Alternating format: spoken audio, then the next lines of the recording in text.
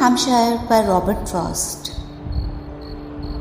I met a lady from the south who said, "You won't believe she said it, but she said it. None of my family ever worked or had a thing to sell. I don't suppose the work much matters. You may work for all of me. I have seen the time I've had to work myself. The having anything to sell is what is the disgrace in a man or state or nation." I met a traveler from Arkansas who boasted of his state as beautiful. For diamonds and apples in commercial quantities? I asked him on my guard. "Oh yes," he answered. Of his, the time was in evening in the Pullman. "I see, the porters made your bed," I told him. I met a Californian who would talk California, a state so blessed, he said, in climate none had ever died there a natural death, and vigilance committees had to organize to stock the graveyards and vindicate the state's humanity. "Just the way Stephenson runs on," I murmured. "About the British Arctic, that's what comes of being the market with the climate." I met a poet from another state, a zealot full of fluid inspiration, who in the name of fluid inspiration, but in the best style of bad salesmanship, angrily tried to make me write a protest, in a verse I think, against the Volstead Act. He didn't even offer me a drink until I asked for one to steady him. This is called having an idea to sell. It never could have happened in New Hampshire. The only person really soiled with trade I ever stumbled on in New Hampshire was someone who had just come back ashamed from selling things in California.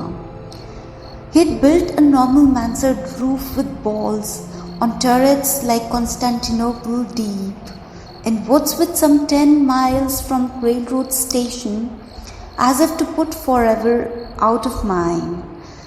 The hope of being, as we say, received, I found him standing at the close of the day, inside the threshold of his open barn, like lone actor on a gloomy stage, and recognized him through the iron grey in which his face was muffled to the eyes, as an old boyhood friend, and once indeed a drover with me on the road to Brighton. His farm was grounds and not a farm at all. His house among the local sheds and shanties rose like a factor's at a trading station. And he was rich and I was still a rascal. I couldn't keep from asking impolitely, where had he been and what had he been doing? How did he get so rich was understood. In dealing in old rags in San Francisco. Oh, it was terrible as well could be. We both of us turned over in our graves. Just specimen is all New Hampshire has, one each of everything as in a showcase, which naturally she doesn't care to sell. She had one president pronounce him hers and make the most of it better or worse. He's your one chance to score against the state. She had one Daniel Webster. He was all the Daniel Webster ever was or shall be. She had the Dartmouth needed to produce him. I call her old. She has one family whose claim is good to being settled here, before the era of colonization and before that of exploration even. John Smith remarked them as he coasted by, dangling their legs and fishing off a wharf. At the Isle of Shoals, and satisfied himself they weren't red Indians but veritable, pre-primitives of white race, dawn people like those who furnished Adam's sons with wives. However uninnocent they may have been, in being there so early in our history, they had been there then 100 years or more. Pity, he didn't even ask what they were up to at that date with the wharf already built, and take their name. They've since told me their name, today an honoured one in Nottingham. As for what they were up to more than fishing, suppose they weren't behaving puritanly. The hour had not yet struck for being good. Mankind had not yet gone on the sabbatical. It became an explorer of the deep, not to explore too deep in others' business. Did you know of him? New Hampshire has one real reformer who would change the world. So it would be accepted by two classes. Artists, the minute they set up as artists, before that is, they are themselves accepted. And boys, the minute they get out of college, I can't help thinking those are tests to go by. And she has the one, I don't know what to call him, who comes from Philadelphia every year with a great flock of chickens of rare breeds. He wants to give the educational advantages of growing almost wild. Under the watchful eye of hawk and eagle, Dorkings because they are spoken of by Chaucer, Sussex because they are spoken of by Herrick. She has a touch of gold, New Hampshire gold. You may have heard of it. I had a farm. For me, not long since up Berlin Way, with mine on it that was worked for gold. But not the gold in commercial quantities, just enough gold to make the engagement rings and marriage rings of those who owned the farm. What gold more innocent could one have asked for? One of my children, ranging after the rocks, lately brought home from Andover or Cannon a specimen of beryl with trace. Of radium I know with the radium, the trace would have to be the merest grace. To be below the threshold of commercial, but trust New Hampshire not to have enough of radium or anything to sell. A specimen of everything, I said. She has one witch, old style. She lives in Coldbrook. The only other witch I ever met was lately at a cut-class dinner in Boston. There were 4 candles and 4 people present. The witch was young and beautiful, new style, and open-minded. She was free to question. Her gift for reading letters locked in boxes. Why was it so much greater when the boxes were metal than it was when they were wooden?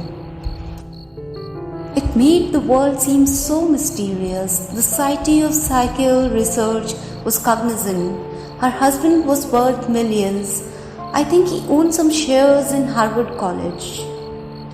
New Hampshire used to have at Salem a company we called the White Corpuscles, whose duty was at any hour of night to rush in sheets and foolscap where they smelled a thing of least bit doubtfully presented, and give someone the skipper Ireson's ride.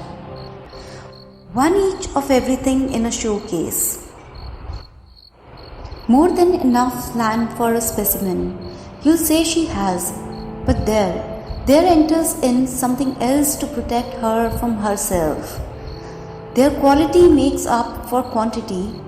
Not even New Hampshire farms are much for sale. The farm I made my home on in the mountains, I had to take by force rather than buy.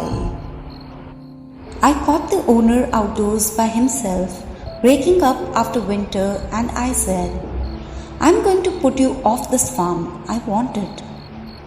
Where are you going to put me? In the road? I'm going to put you on the farm next to it. Why won't the farm next to it do for you? I like this better. It was really better. Apples? New Hampshire has them, but unsprayed, with no suspicion in stern end or blossom end, of vitriol or arsenate of lead, and so not good for anything but cider. Her unpruned grapes are flung like lariats far up the birches out of reach of man. A state producing precious metals, stones, and writing, none of these except perhaps the precious literature in quantity, or quality to worry the producer about disposing of it. Do you know, considering the market, there are more poems produced than any other thing? No wonder poets sometimes have to seem so much more businesslike than businessmen. Their wares are so much harder to get rid of. She's one of the two best states in the Union, Vermont's the other, and two have been yoke fellows in the sap yoke form of old in many marches. And they lie like wedges, thick end to thin end, and thin end to thick end. And they are a figure of the way the strong of mind and strong of arm should fit together, one thick where one is thin and vice versa. New Hampshire raises the Connecticut in a trout hatchery near Canada, but soon divides the river with Vermont. Both are delightful states for their absurdly small towns: Lost Nation, Bungee, Muddy Boo, Poplin, Still Corners. So called not because the place is silent all day long, nor yet because it boasts a whiskey still, because it set out once to be a city and still is only corners, crossroads in a wood. And I remember one whose name appeared between the pictures on a movie screen. Election night, once in Franconia, when everything had gone Republican and Democrats were sore in need of comfort, Eastern goes Democratic, Wilson 4, Hughes 2, and everybody to the saddest laughed the loud laugh, the big laugh at the little. New York 5 million laughs at Manchester. Manchester 60 or 70,000 laughs at Littleton 4,000. Littleton laughs at Franconia 700. And Franconia laughs, I fear, did laugh that night at Easton. What has Easton left to laugh at? And like the actress exclaimed, "Oh my God, at?" There's a Bungee, and for Bungee there are towns, whole townships named but without population. Anything I can say about New Hampshire will serve almost as well about Vermont, excepting that they differ in their mountains. The Vermont mountains stretch extended straight. New Hampshire mountains curl up in a coil. I had been coming to New Hampshire mountains, and here I am. What am I to say? Here, first my theme becomes embarrassing. Emerson said, "The God who made New Hampshire taunted the lofty land with little men." Another Massachusetts poet said, "I go no more to summer in New Hampshire. I've given up my summer place in Dublin." But when I asked to know what ailed New Hampshire, she said she couldn't stand the people in it. The little men, it's Massachusetts speaking. And when I asked to know what ailed the people, she said, "Go read your own books and find out." I may well confess myself the author of several books against the world in general. To take them against the special state or even nations to restrict my meaning. I am what is called a sensibilist or otherwise environmentalist.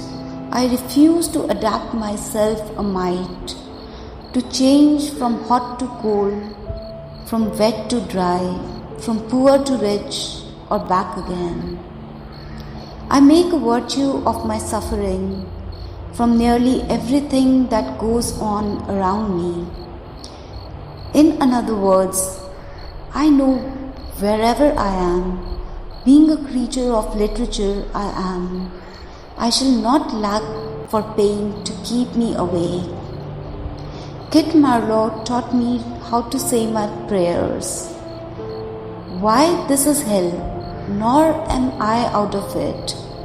Samoa, Russia, Ireland I complain of, no less than England, France and Italy, because I wrote my novels in New Hampshire, is no proof that I aimed at New Hampshire.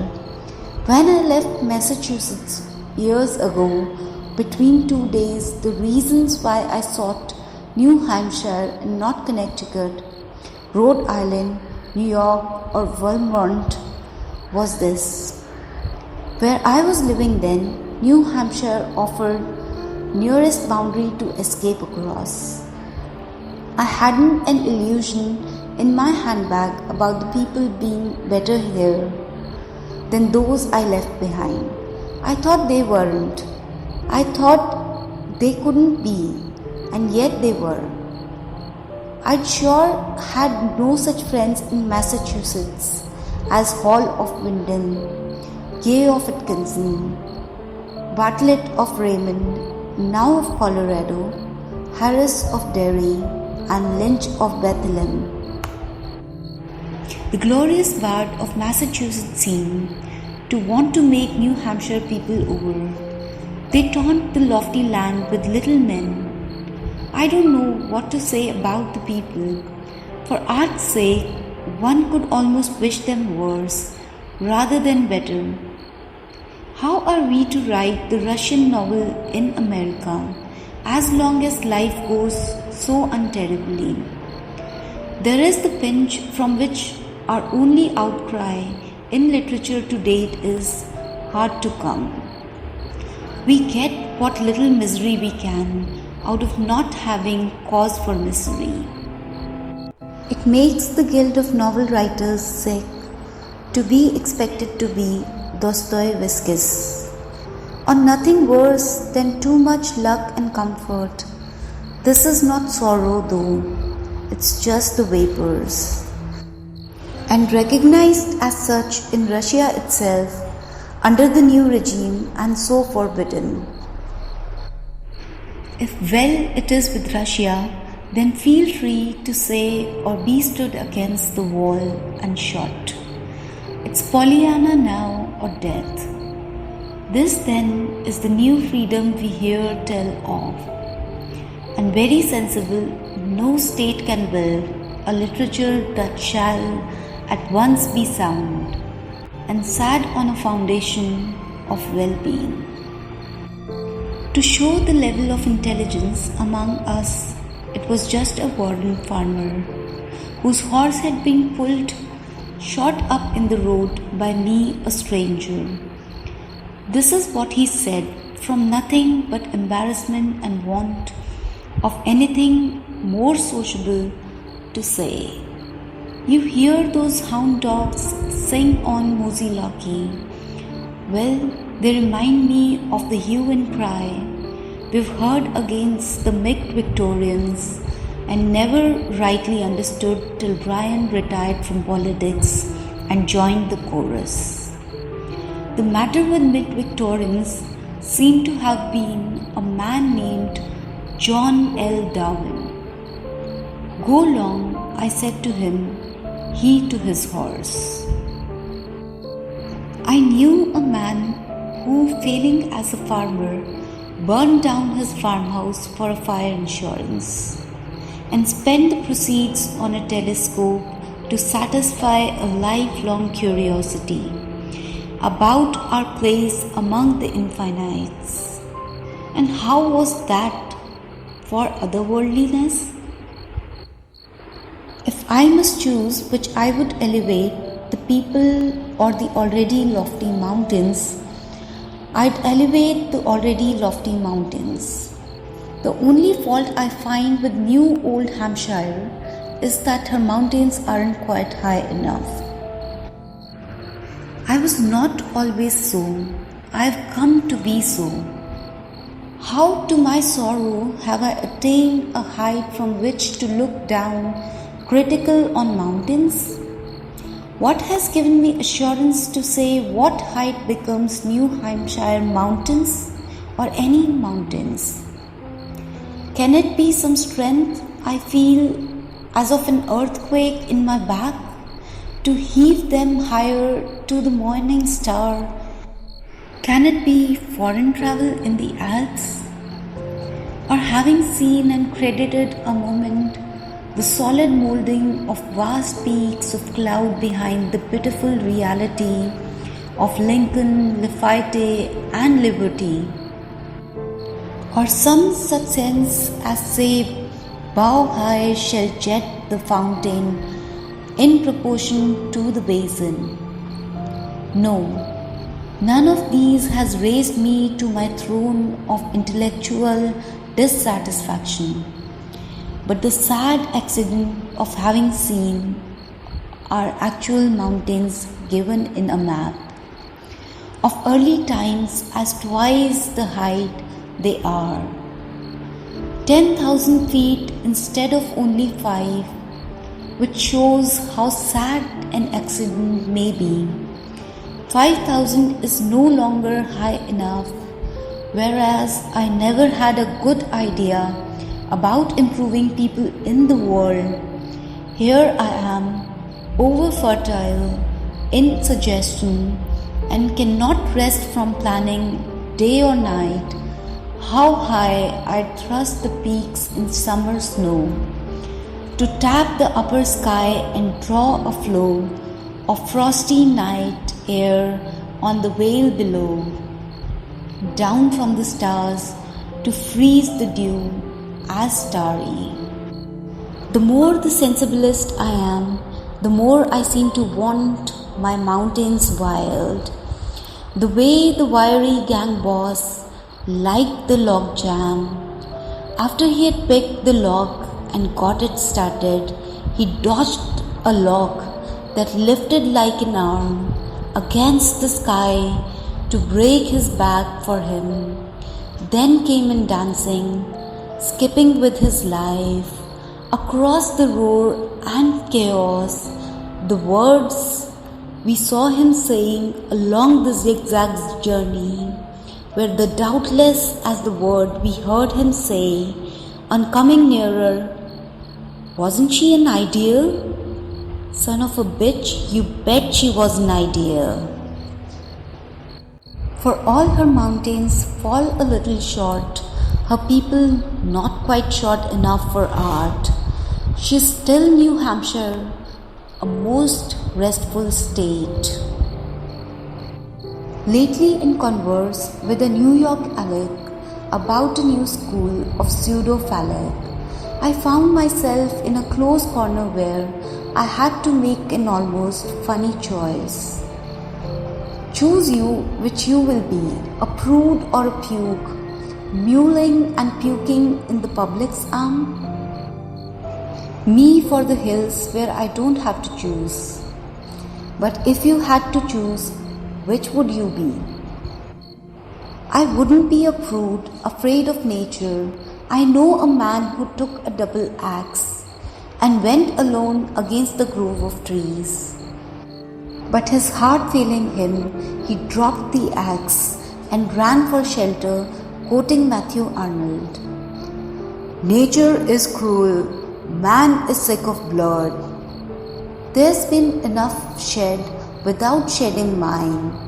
Remember Burnham Wood? The woods in flux." He had a special terror of the flux that showed itself in dendrophobia. The only decent tree had been to mill and educated into boards, he said. He knew too well for an earthly use the line where a man leaves off and nature starts, and never overstepped it save in dreams. He stood on the safe side of the line talking, which is sheer Matthew Arnoldism, the cult of one who owned himself, a foiled circuitous wanderer, and took dejectedly his seat upon the intellectual throne. Agreed in, frowning on these improvised altars the woods are full of nowadays, again as in the days when Ahaz sinned, by worship under green trees in the open. Scarcely a mile, but that I come on one, a black-cheeked stone and stick of rain-washed charcoal, even to say the groves were God's first temples, come too near to Ahaz's sin for safety. Nothing not built with hands, of course, is sacred, but here is not the question of what is sacred, rather of what to face or run away from. I'd hate to be a runaway from nature, and neither would I choose to be a pube who cares not what he does in a company, and when he can't do anything, falls back on words and tries his worst to make the words speak louder than actions, and sometimes achieve it. It seems a narrow choice the age insists on. How about being a good Greek, for instance? That course, tell me, isn't offered this year. Come, but this isn't choosing, puke or prude. Well, if I have to choose one or the other, I choose to be a plain New Hampshire farmer with an income in cash of say 1,000 from say a publisher in New York City. It's restful to arrive at a decision and restful just to think about New Hampshire. At present, I'm living in Vermont.